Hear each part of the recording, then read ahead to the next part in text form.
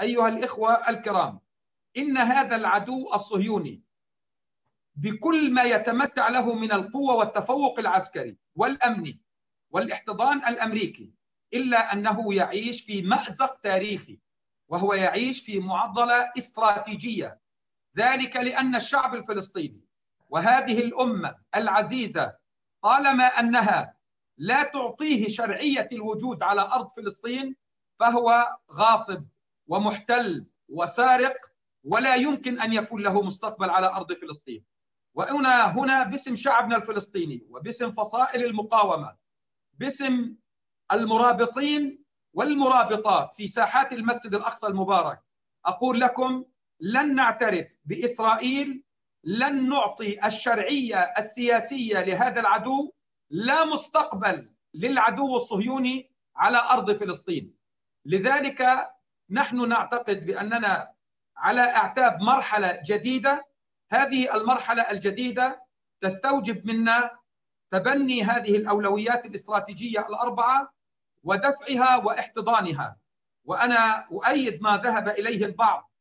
إخواني، شعبنا الفلسطيني في القدس، في غزة، في الداخل، في مخيمات اللجوء والشتات، يواجه معركة سياسية أمنية اقتصادية تجفيف منابع، في محاولات لقطع كل ما يمكن أن يعزز صمود هذا الشعب.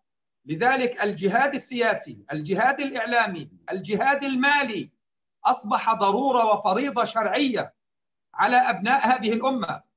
نحن نتولى زمام قضية كبرى وعظمى. نحن الآن نتبنى قضايا شهدائنا، أسرانا، حصار غزة، الرباط في الأقصى، شعبنا في 48، شعبنا في مخيمات لبنان والأردن، شعبنا في مخيمات سوريا وخارج سوريا. هذا الشعب الفلسطيني، هذه المكونات الهائلة من هذا الشعب، هذه الالتزامات الكبرى لشعبنا تحتاج إلى دعم، إلى إسناد لمواجهة ما يسمى استراتيجية تجفيف المنابع التي تبنتها الإدارة الأمريكية ورفعت العصا الغليظة في وجه كل من يساعد الشعب الفلسطيني. شعبنا في القدس بحاجة إلى تعزيز الصمود، شعبنا في غزة بحاجة إلى تعزيز الصمود في الداخل في الخارج. لذلك الجهاد السياسي، الإعلامي، المالي، الاقتصادي هو أصبح ضرورة شرعية وفريضة الوقت لمواجهة هذه الخطة الجهنمية التي تتبناها الإدارة الأمريكية وذراعها العسكري المتقدم الذي يسمى بالكيان الصهيوني.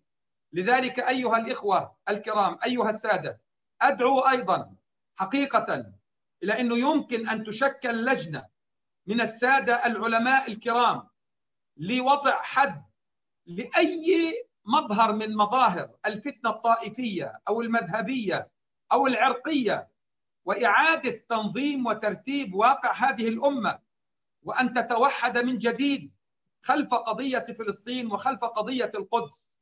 لأن العدو الصهيوني ومن فوقه الإدارة الأمريكية ترى بأن هذا الواقع الإقليمي واقع ذهبي سمح لها بأن تنفذ خطط تصفية القدس وتهويد القدس وضم الضفة الغربية، وأيضا ما يسمى بصفقة القرن، بما في ذلك ضم منطقة الأغوار الأردنية.